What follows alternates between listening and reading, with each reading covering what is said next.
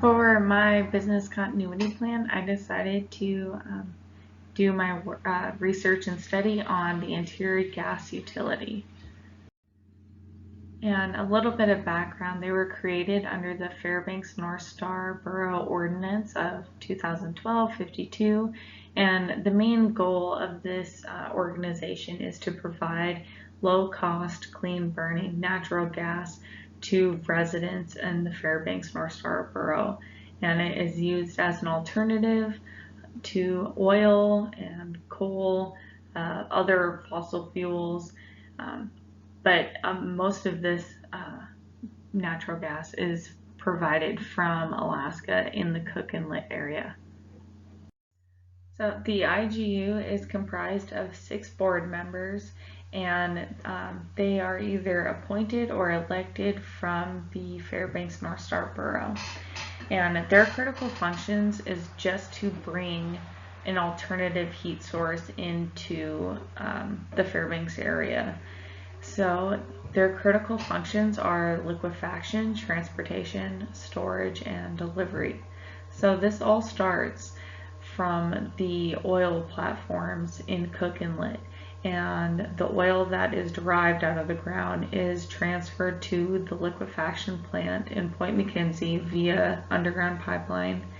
And once the plant, which is called Titan, once they receive it, then they start liquefying it to make it into LNG, liquefied gas, natural gas.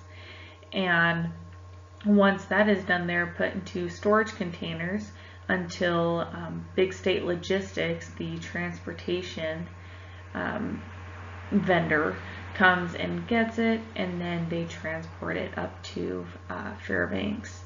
And once it arrives in Fairbanks, then it's stored at Fairbanks Natural Gas off of Van Horn on International Street, and it's stored there, and then it is delivered to its customers via underground pipeline.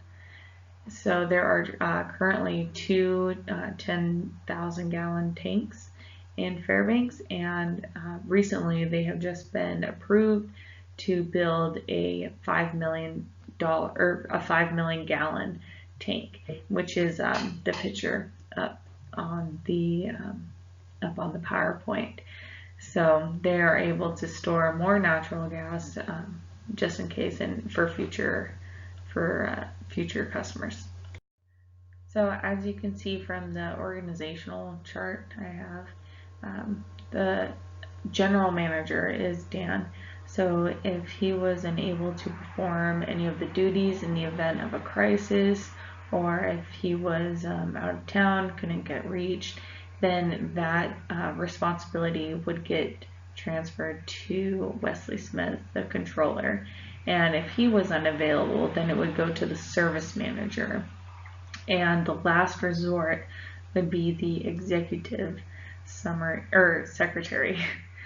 So this is a very detailed organizational chart of like how the duties flow, and there's more for the liquefaction plant, but I just chose to do this side because this is how the customers would like how they would see more and who they would talk to. Recovery time objective. If there was like a natural disaster such as the earthquake that happened in November 2018, then this was the amount of time that they were able to allow data missing for an X amount of time before the company would declare it as an actual crisis.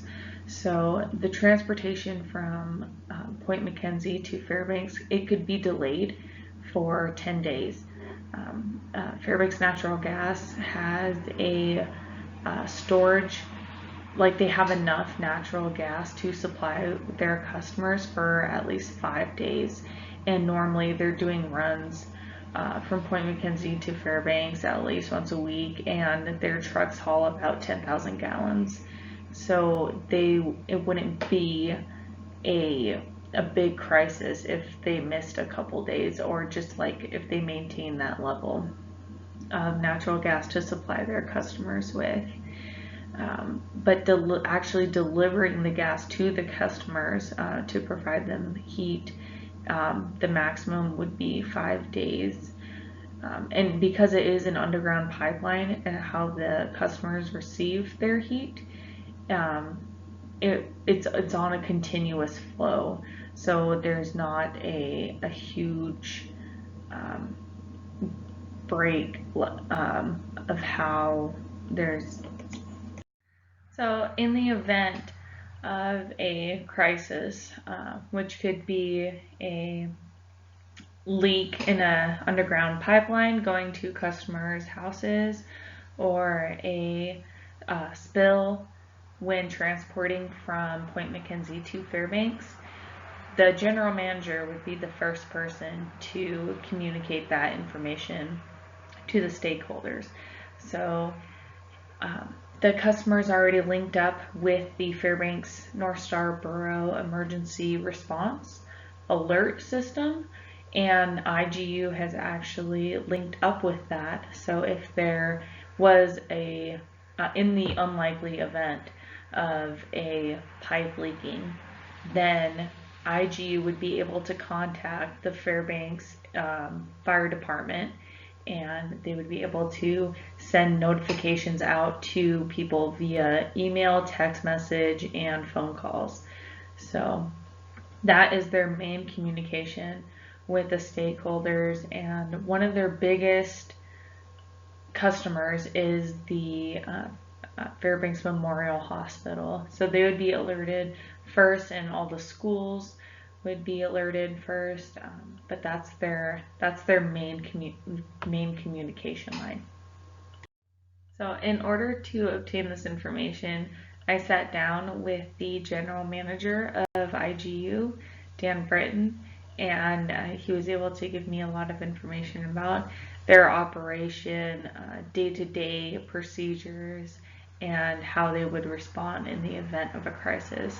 I also was able to meet with the executive secretary, and she gave me information about their organizational flow and how the orders of operation work within their company. I also met some of the board members that were able to tell me about, to an extent, future projects, and how their impact on the community is hoping to make it better for alternative heat sources. And overall, it was a really good experience to get an inside look on alternative heat sources for our community. For testing alternative plans, they have done 2 different routes. They have tested how long it would take from Point McKenzie, doing the Glen Highway, up to Fairbanks, and then they have also tested bringing LNG from a liquefaction plant in Alberta, Canada, up to Fairbanks. So both of them, they have turned out well, and they are feasible, but only in extreme cases. Normally their route is the Parks Highway, but in cases of road disaster, such as the November 2018 earthquake that happened, there was a delay for transportation of liquefied natural gas to get up here. So they have devised alternate routes, and they've done test runs, and it is feasible for a limited time, such as they could only do that for about 3 months before it would become expensive, and they would have to ask the borough for more money.